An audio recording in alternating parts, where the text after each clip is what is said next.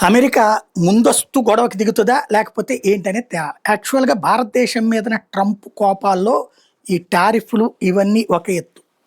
America యేసుకున్న plan ఏంటంటే, even Rahul Gandhi కాకుండా ఏ మన్మోహన్ సింగ్, రాహుల్ గాంధీ ఉన్నా సరే, మనల్ని చైనా మీద గొడవకు తీసుకెళ్లే ప్రయత్నం చేసింది. కాకపోతే అందుకనినే ముందు జాగ్రత్తగా చైనా కాంగ్రెస్ పార్టీతో ఎంఓయూ కుదుర్చుకుంది. అసలు పాయింట్ ఏంటంటే, అమెరికా ఎవరికన్నా స్కెచ్ చేస్తే దానికి రకరకాల ప్రయత్నాలు చేస్తే సామధాన భేద దండోపాయాలు ఉపయోగించి కంట్రోల్ చేసే ప్రయత్నం చేస్తుంది. ఒకప్పుడు ఇందిరా తరహా వ్యవస్థలు ఇప్పుడు లేవు. అందులో భాగంగా భారతదేశం చేతన ఇప్పుడు లైక్ ఉక్రెయిన్‌ని రష్యా మీదకి రెచ్చగొట్టినట్టు, తైవాన్‌ని చైనా మీదకి రెచ్చగొట్టింది. కానీ తైవాన్‌కి అంత శక్తి లేదని తెలుసు. తైవాన్‌కి అండగా భారతదేశం ఉండేటట్టు.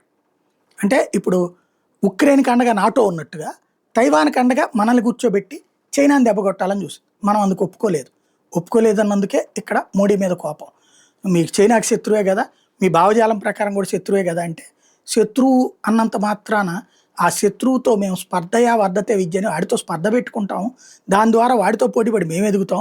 అందుకని 12వ స్థానంలో ఉన్న మేము 3వ స్థానం దగ్గరకొస్తున్నాం. అంతేగాని మేము గొడవబడి యూఎస్ఎస్ఆర్ మొక్కలైనట్టు అవ్వమని చెప్పేసాడు మోడీ. అది కడుపు మండినే ఇప్పుడు చేస్తున్నారు. అయితే ఇప్పుడు అమెరికా అంచనా వేస్తుంది ఏంటంటే, చైనాని అడ్డుకునే అవకాశం లేదు కాబట్టి తైవాన్‌ని 2027కు ఆక్రమించుకుంటుందని అంచనా వేస్తున్నారు.